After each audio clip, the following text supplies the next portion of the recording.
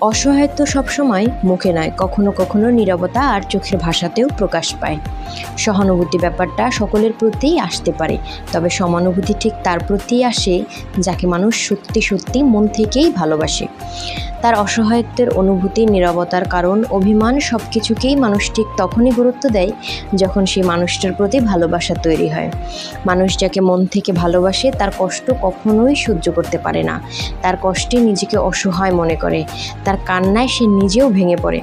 যার প্রতি অনুভূতি, ভালো লাগা, ভালোবাসা এবং সম্মানবোধ তৈরি হয় নিজের মনে, তার দুঃখ কষ্ট মানুষকে অসহায় করে তোলে।